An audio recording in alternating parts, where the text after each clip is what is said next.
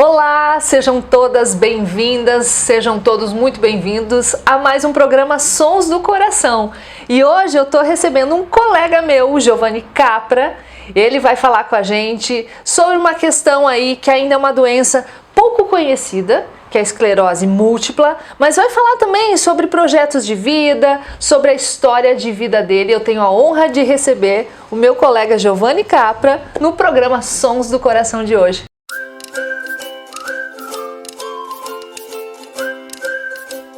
Giovanni, bem-vindo! Muito obrigado, Vivi. A honra é minha por estar aqui, por ter sido convidado, por rever, afinal, essa colega, amiga tão querida. Pois é, e a gente fica se lembrando, né, dos colegas aí que já foram na nossa turma de 93, é 93, isso? nós somos 93. Da turma de 93 do jornalismo da UFSC. Segunda turma de jornalismo aí. Giovanni, você veio para cá, né? Também está participando de um projeto aí da primeira romaria das pessoas com deficiência ao Santuário de Caravaggio. Foi assim que você chegou até aqui, né? Foi. Explica pra gente como é que você chegou pro nosso público. Bom, enfim, ao programa, Vivi, cheguei, enfim, fiz um contato contigo. Bom, Vivi, uma das pessoas que está envolvida com a iniciativa vai ter, enfim, uma entrevista contigo e tal. Daí eu gostaria de ter mais detalhes sobre como é que vai funcionar. Aí nós acabamos conversando, né? Aí tu me disse, pô, Giovanni, mas tu também apresenta, enfim, uma história de vida, uma situação que eu acho que pode vir a render um programa legal. E me convidou e foi uma honra aceitar e aqui estou. Estamos aí, né? Estamos aí. Vamos contar para o pessoal, Giovanni, você recebeu um diagnóstico de esclerose múltipla, é isso? Há 25 anos. Sim, Vivi, fez aniversário, então essas bodas tristes foram em março agora deste ano. Eu tive os primeiros sintomas da doença em setembro de 96. Você estava ainda na faculdade? Sim, sim. Como é que começou? Começou com, enfim, é o que se chama de neurite óptica, que, enfim, é a perda da visão. No meu caso, eu vou te dizer que eu fiquei com uns 5% da visão do olho esquerdo, talvez uns 25% a 30% do direito, tá? E aí, quando acontece uma coisa dessa, a gente fica sem saber a quem recorrer. De uma hora para outra. De uma hora para outra, daí o tratamento à base de corticoide, que eu não aceitava muito bem, volta e meia, enfim, ocasionava alguma coisa, né? E aí naquele período na faculdade, até o que veio acontecer, que algumas aulas meu irmão foi me acompanhar, meu irmão mais novo, ele ia comigo para a aula. Mas eu vou te dizer, de certa forma eu tive sorte, porque o diagnóstico da esclerose múltipla naquela época era muito demorado.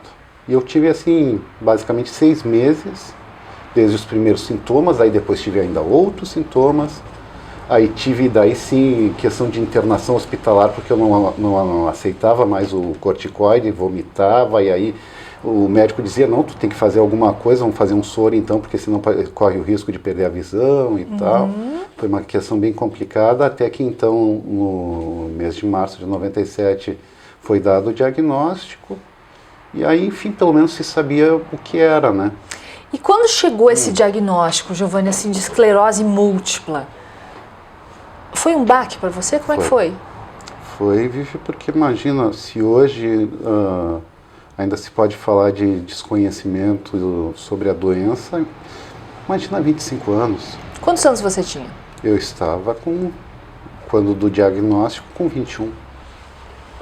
Hoje eu estou com 46. Foi um baque. Foi um baque até... Enfim, a gente perde o chão, né? O chão que vai ser na minha vida, o que é esse monstro que me apareceu. E, afinal, é uma questão que acaba, assim, de uma certa forma, acaba direcionando a vida, que a gente vai tentando viver, fazer as coisas, mas lá no fundo, tu sabe, não, tem uma questão aí que eu tenho que... Enfim, eu não posso ignorar, né? E tenho que enfim, ver a forma de tratar para ir vivendo, né? Mas um estigmazinho ficou. E é um desconhecimento das pessoas também ao teu redor, Giovanni? Como é que foi isso? Naquela época, muito grande. Eu até me lembro de uma situação, assim, que uma vez eu estava com um sintoma, assim, que a gente pode vir a perder o equilíbrio, é uma coisa assim semelhante à labirintite, né? De ficar meio desequilibrado, assim, e tal. E aí a pessoa que me acompanhava até falou, não, se recomponha porque vão achar que tu tá bêbado. Daí até a pessoa que estava junto, enfim, não soube avaliar. Conta assim, Giovanni, como é que você procura viver a sua vida? Porque é uma doença que ela pode, né, ter várias consequências. Sim. Explica pra gente um pouquinho da esclerose também e como é que você procura encarar isso no teu dia a dia. Bom, então a esclerose múltipla ela pode vir a atacar qualquer parte do corpo, qualquer órgão do sentido. A pessoa pode ter a fala afetada também, ela pode ter, enfim, ficar com a fala arrastada, ela pode vir a ter dificuldades cognitivas mesmo, afetar, como eu já disse, a visão, que foi que me ocorreu.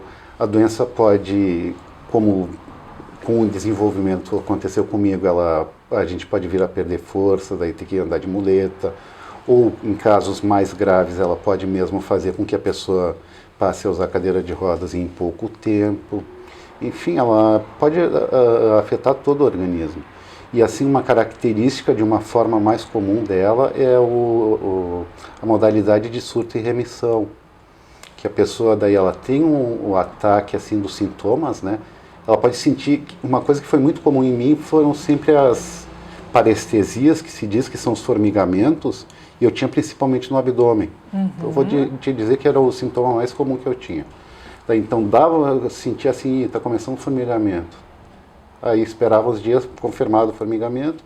Aí o protocolo final era fazer 5 dias de uma dosagem bem alta de corticoide, via soro, né?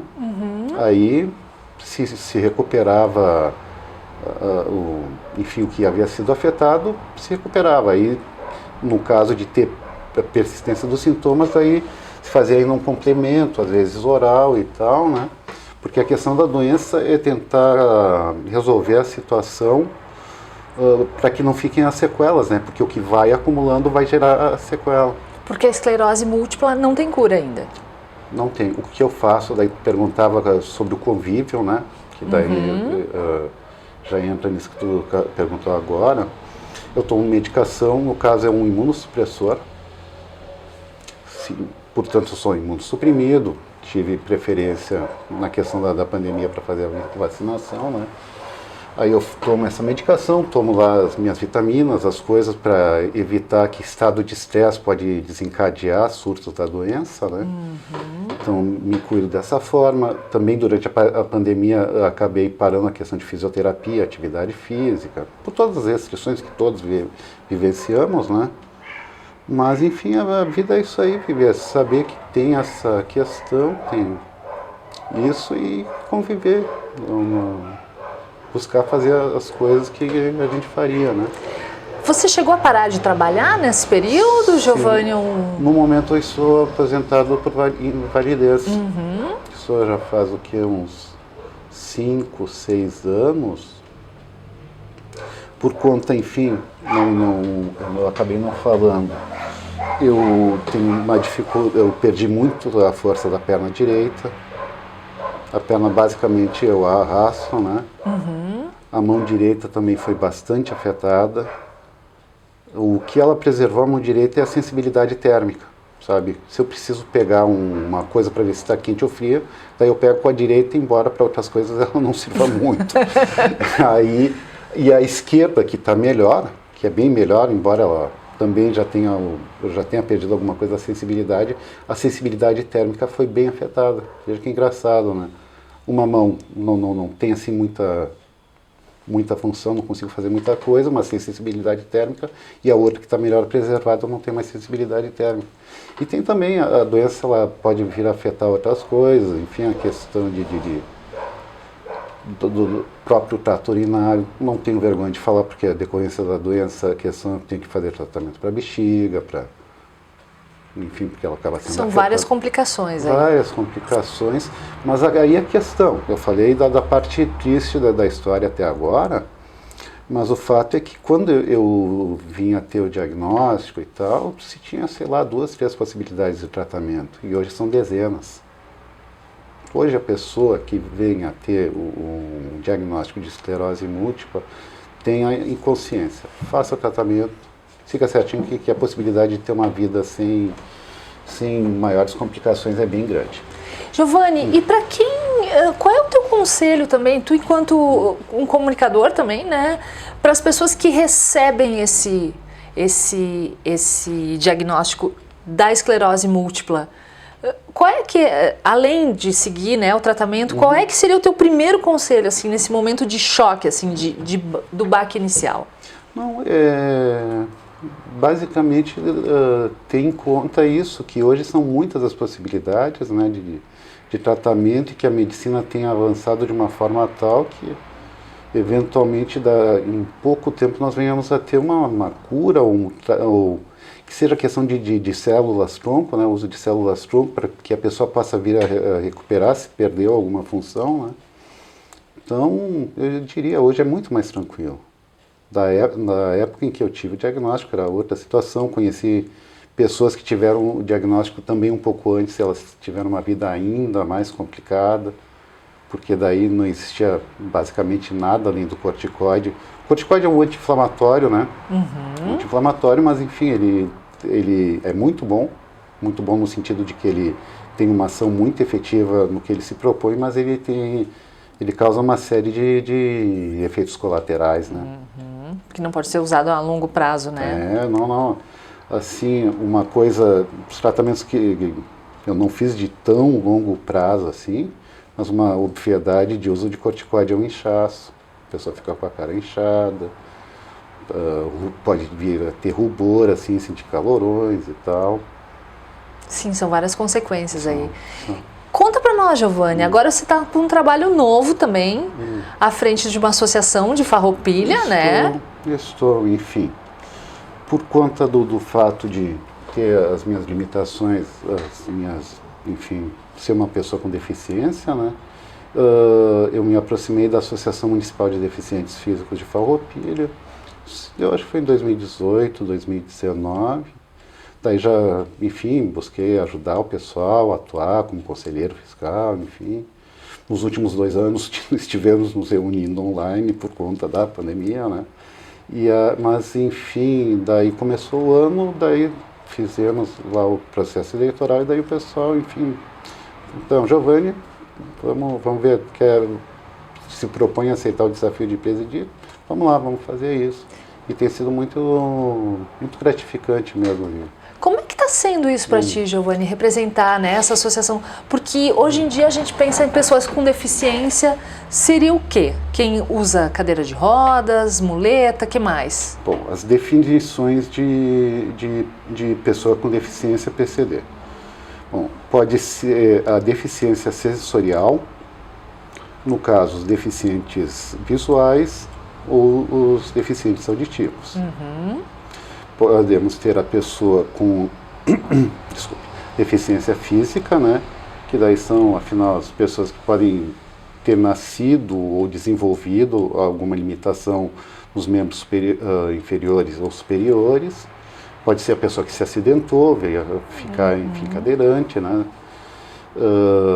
Além disso, daí temos as deficiências do espectro psicológico. Daí, enfim, são os portadores de síndrome de Down, os autistas, né? E, fora isso, pode ser também a pessoa que tenha uma deficiência múltipla, porque pode ter, além de uma deficiência... mental, física... Uma física, né? São muitas pessoas hoje no Brasil com Olha, deficiência, Giovanni? Até onde me consta,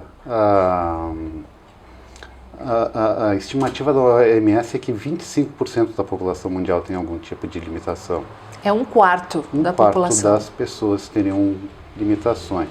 E você acha que o mundo está preparado? Não. Para receber essas pessoas? Não, mas aí, Vivi, uma coisa enfim, que eu gosto sempre de reiterar é: vamos pensar no que era o mundo há 20 anos, sabe?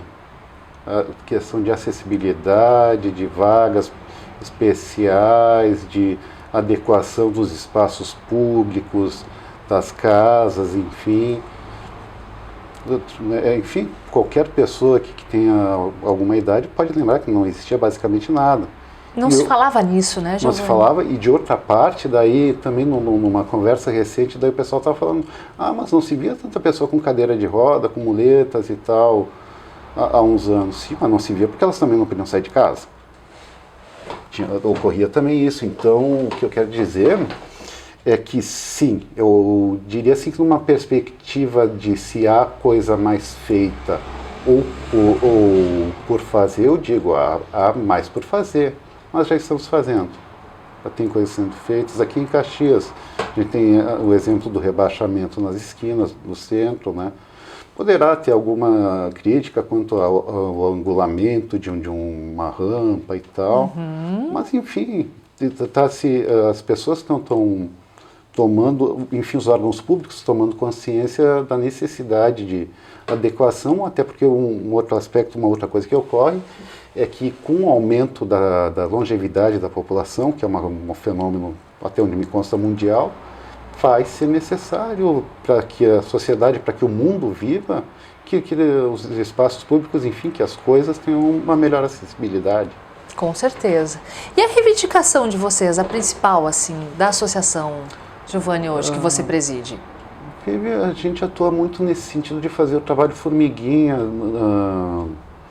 Vamos supor, uma demanda que eu recebi ontem, talvez anteontem, de um dos diretores da associação, no sentido, nós precisamos instalar uma vaga especial, uma vaga de estacionamento em tal lugar que é perto de uma clínica de fisioterapia. Daí isso aí a gente que vai fazer, alguém, no caso, daí nós vamos fazer um pedido de reforço, que alguém já encaminhou um primeiro pedido e nós vamos reforçar a necessidade.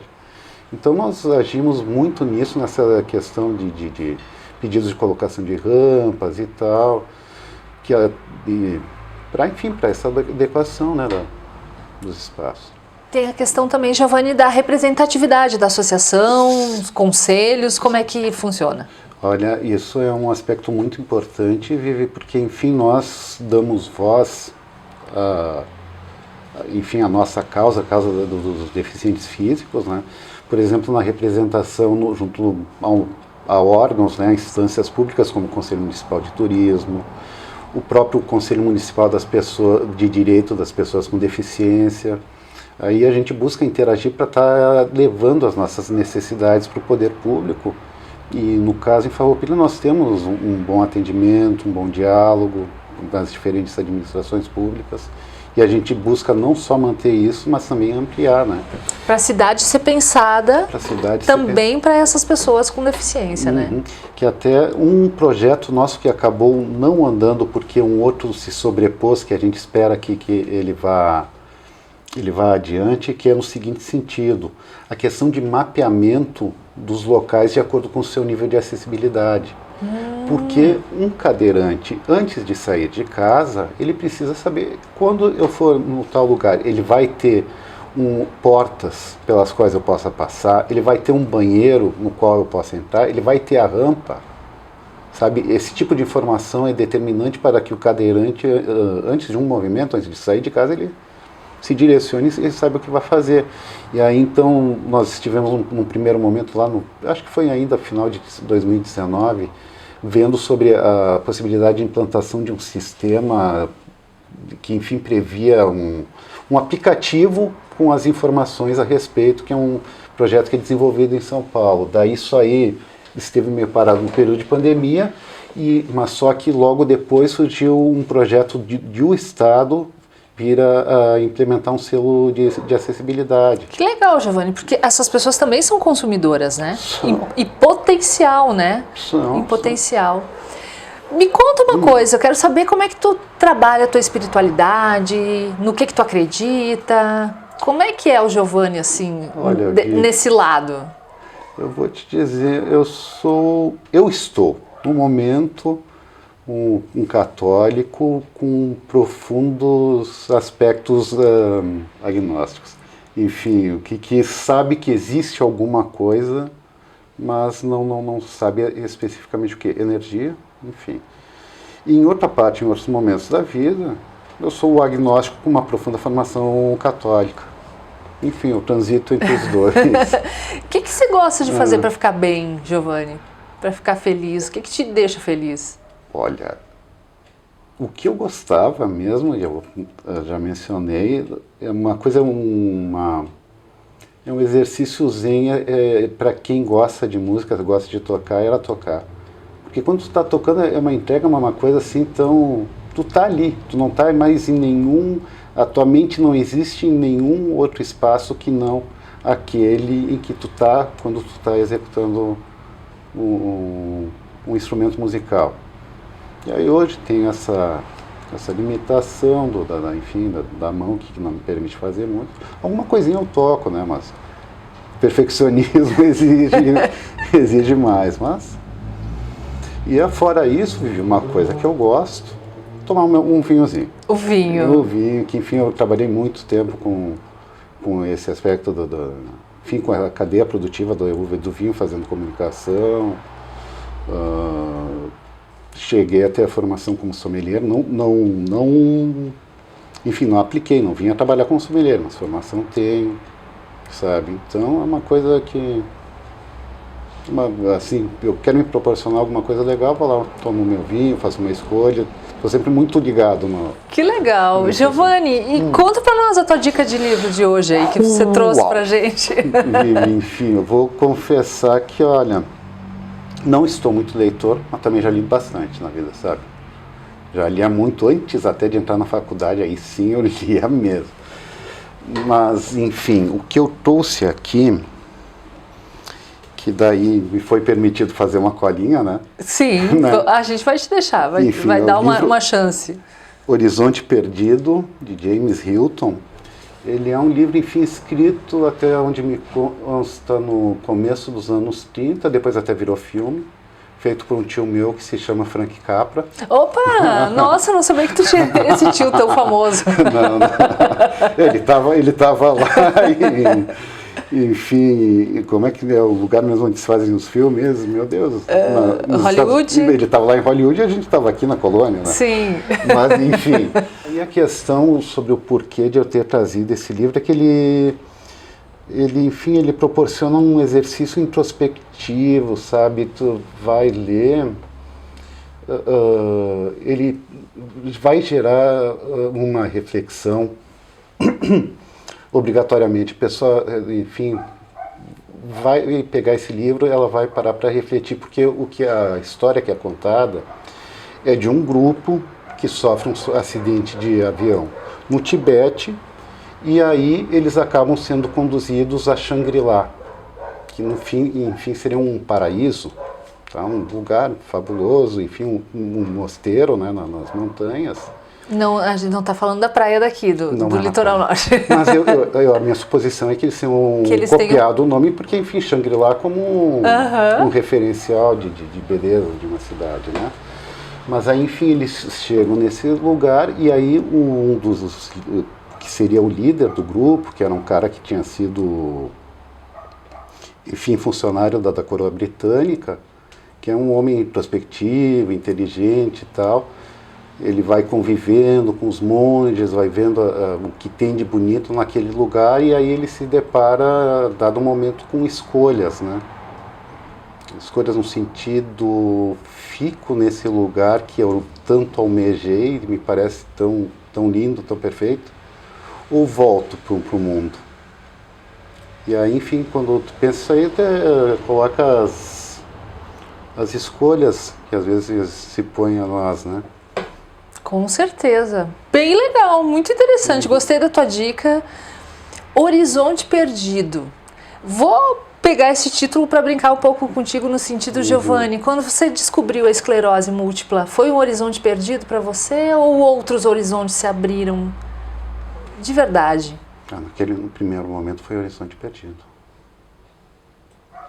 E hoje? Hoje não, hoje, como eu te digo, faço meu tratamento, tenho perspectiva de, enfim, continuar vivendo, conciliando as coisas, né? Embora haja um pequeno temor. tenho meus pequenos temores. Por exemplo, se a mão direita vem a piorar, aí eu penso, o que eu vou fazer para carregar minha muleta? Uma coisa bem prática, né? Como é que eu vou suportar carregar uma muleta para caminhar? Mas... Seguimos. É o que cabe, né? Qual é o som que habita o teu coração hoje? Agora. Sempre. With a Little Help from My Friends. Dos Beatles, não, com uma pequena ajuda dos meus amigos, na versão do Joe Cocker, que por sinal regravou músicas dos Beatles melhor do que o original deles. Porque isso aí, com uma pequena ajuda dos amigos, a gente segue.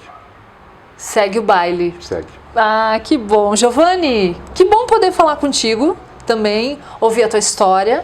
É uma história de superação, uma história de seguir em frente. E que bom que os caminhos se cruzaram aí na nossa vida e você pode estar aqui comigo hoje, nos Sons do Coração, dividindo a tua história, que ela possa ser ouvida e possa chegar a quem está precisando também, porque eu acho que receber um diagnóstico desse não deve ser moleza nenhuma.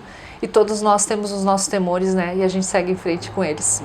Flores brancas para você, da Botânica Boutique Floral. Obrigada pela tua participação aqui. Agradeço muito. E os Sons do Coração de hoje vai ficando por aqui. Aproveite também, se inscreva lá no nosso canal. Quem sabe a gente ajuda a divulgar essas mensagens aí para mais gente. Graças a você também. Giovanni, obrigada. Eu que agradeço, Vivi. É um prazer mesmo, uma honra ter sido recebido pelos Sons do Coração. Até a próxima. Um beijão para ti e um beijo para você também. Tchau, tchau.